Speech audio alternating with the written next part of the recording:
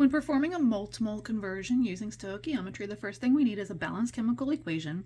So if we start with a word equation that says iron reacts with oxygen gas and iron 3 oxide rust is produced, we're going to put iron and oxygen as the reactants. So we have iron Fe plus oxygen gas. Now oxygen is a diatomic molecule, so we have to write it as O2.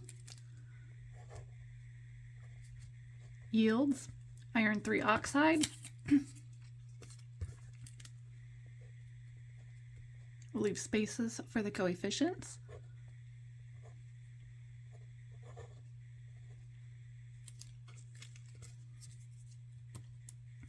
This is a synthesis equation. Next we have to balance it. So we have 2 iron in the products. We'll put 2 as the coefficient of iron in the reactants. We have 3 oxygen atoms in the products. We'll put a 2 here. 2 times 3 gives me 6. 3 here. 3 times 2 gives me 6 oxygen. And now I have 4 iron in the reactants. So stoichiometry, it shows the relationships between reactants and products and each other in the chemical equations. And these are molar ratios or comparisons of the amount of moles of one substance you need to either react with a set number of moles of the other substance or to produce a set number of moles of the product. So for example, a molar ratio would be like 4 moles of iron and 3 moles of oxygen react. And you can write that as a fraction or a 4:3 or 4/3 ratio. It doesn't matter which 2 chemicals you pair up for the molar ratio. So we could also say 2 moles of iron 3 oxide will be produced from 3 moles of O2. So these are molar ratios or comparisons of the amount in moles that you need to compare 2 substances. What that means is if I use 4 moles of iron in a reaction, it's going to require 3 moles of oxygen gas in order to produce exactly 2 moles of iron 3 oxide or rust. If I double this number and say that I have 8 moles of iron available, how much oxygen gas would I need to react completely with that 8 moles? Well, if we double this from 4 to 8, we would double this from 3 to 6. So that would require 6 moles of oxygen gas.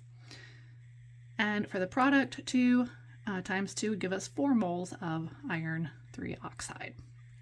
Okay, so let's put this into a formula. I'll give you a question.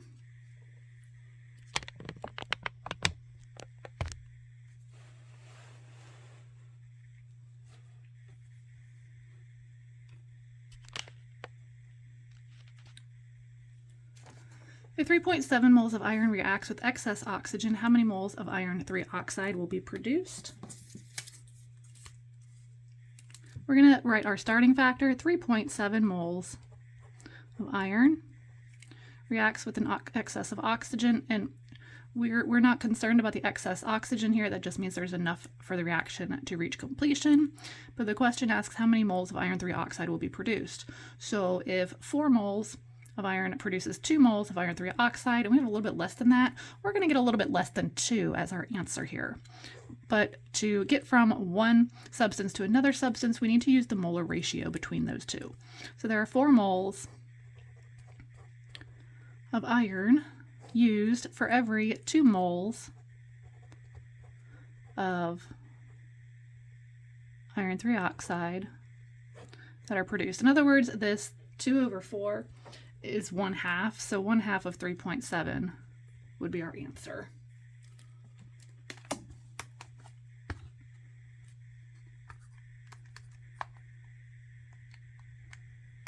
And you can leave this in fraction form if you need. This is going to give you 1.85, which is in fact less than 2. Make sure your units in your conversion factors cancel top to bottom or numerator to denominator. Whatever units were not canceled, those will be your ending units.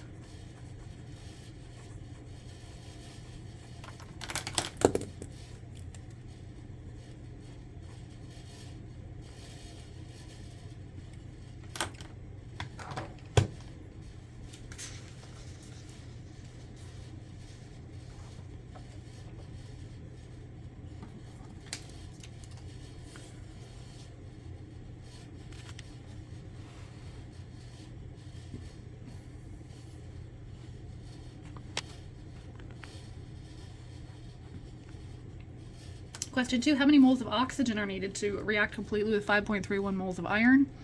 We're going to start with 5.31 moles of iron as our starting factor.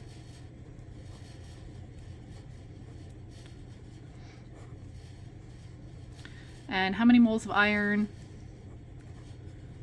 does it take to react with oxygen? It takes 4 iron and 3 oxygen to complete this reaction.